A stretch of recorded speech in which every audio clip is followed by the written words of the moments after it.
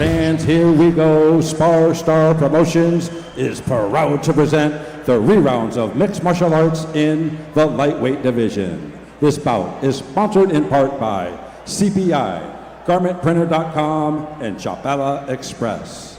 Once again, our referee in charge of this bout, John Romero. And now, introducing to you first, on my left, fighting out of the blue corner, he is wearing black trunks trimmed in white. He is training out of Enzo MMA in Santa Barbara by way of Guanajuato, Mexico. He weighed in 155 pounds. His record, 1 win with 3 losses. Ladies and gentlemen, introducing Jorge Miguel Huerta!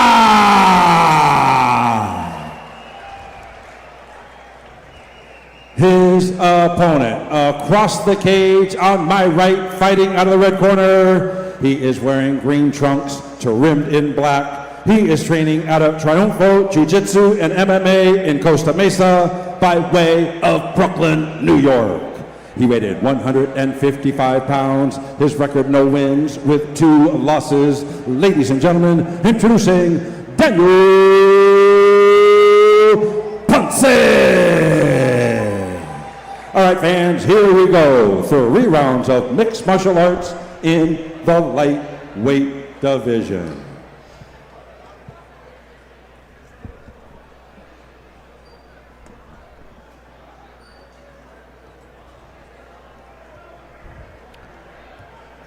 You know, in Daniel Ponce's bio, he says he has training and experience in Bruce Lee's Jeet Kune Do and a blue belt in Jiu-Jitsu.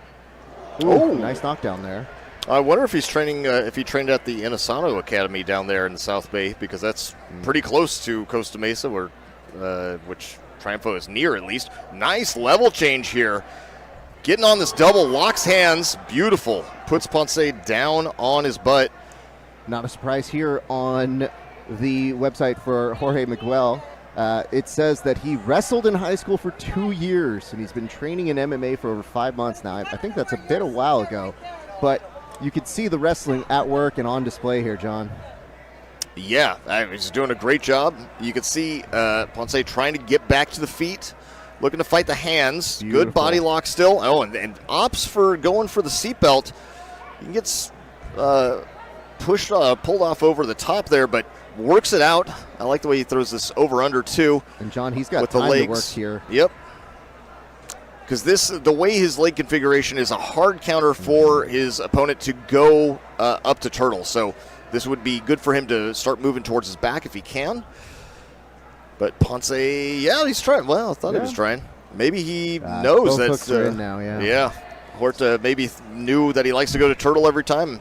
So using that leg configuration, it does just shut that down. And now he's trying to basically trap that arm with the leg, throwing it over. It's going to be a little bit harder than usual with that kind of body being that far up. You could see him trying to time that escape. Yep. And he spins. Nice. Now this is great. He'll stay on top here.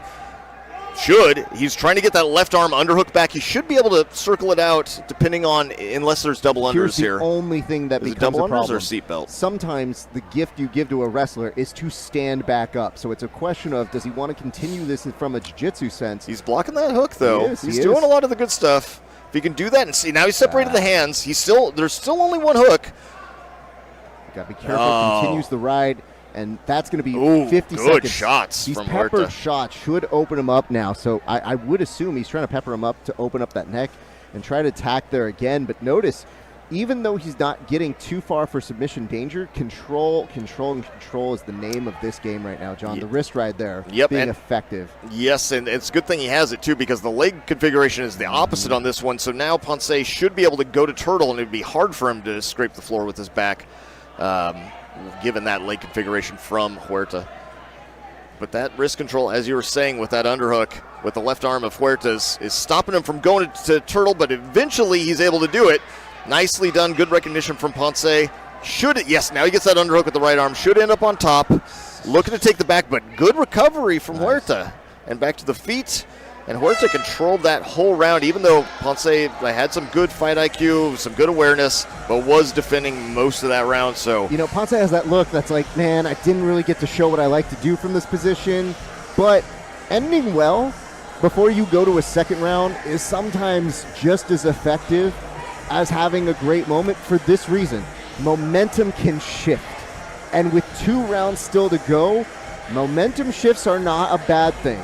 Because here, he wasn't taking a ton of damage, he was just under submission danger throughout a lot of that. So really what you have is, you have somebody who showed you they were a wrestler, you showed they were able to control in those positions, so now it's a matter of how do you make sure you can stand up a little bit more, maybe to catch them, and maybe just throw them a little bit off their wrestling game.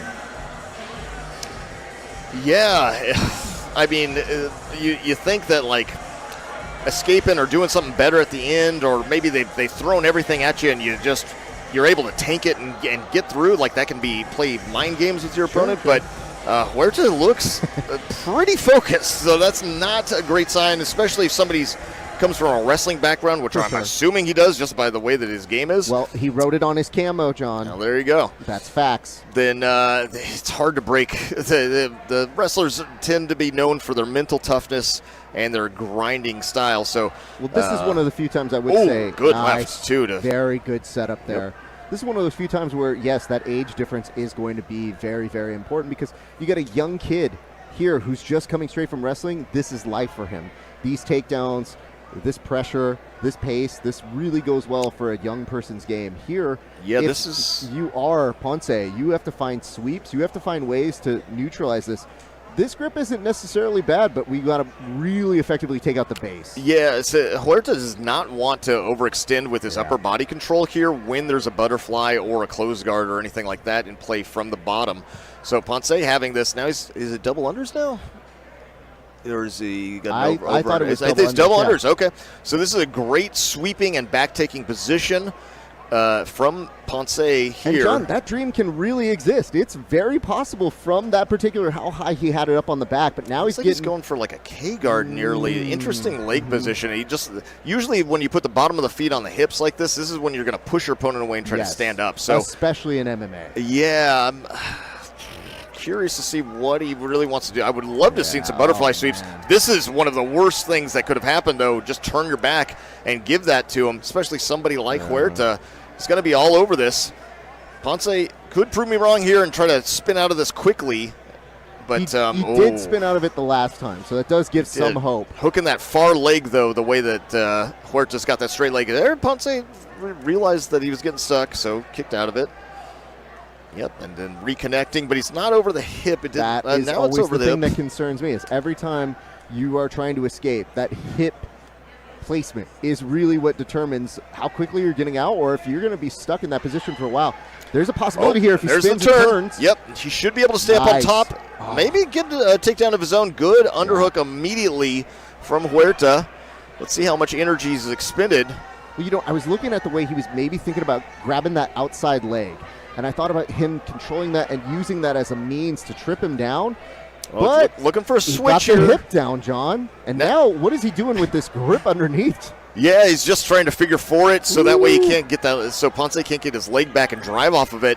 But actually worked his way out into a front head and arm and then hit a go behind. So, man, that was a great. He didn't use the switch as a switch the way it normally would, but holding on to that leg, bought him some time, was able to get some space back, and now he's in the driver's seat again. Good job to Huerta. It's got to be very demoralizing if you're Ponce, because just right when you're starting to get your game off. Oh, and it got a Kimura here. Standing Kimura can finish. Yeah. Oh, and he throws him with it. He just said, can I get this sweep real quick? I earned this. I know time is up, but it looks pretty dope AF. It did. It was a great sweep, great throw. It's what I do at the end of every round. If I get a submission that's really close, I go, hey, can I finish this? Not that it counts. It does. Yeah. But, hey. And then when they go to defend, then you say, no. No. Can I just have this, please? I'm going to continue getting this heel hook now. It was good for me. Yeah. Having said that, he's finding things just very close to the end of the rounds. And that is so frustrating. I can't tell you that's something that's going to avail itself when you get the pro rounds at 5 minutes each. You might be more tired at that time. Maybe you're not finding them. So it's hard to pontificate about what that does or does not do. But in this particular case, it shows you that Ponce is a good opponent for Miguel. Miguel has been very, very submission focused and trying to get the finish, and just a couple of small mechanics he's off on. Nothing incredibly crazy, because a lot of the times he's created such a problem that you don't see Ponce getting out too far. And if he does, it takes a lot of energy, and they're right back to where they left off. And here we go, starting the last round.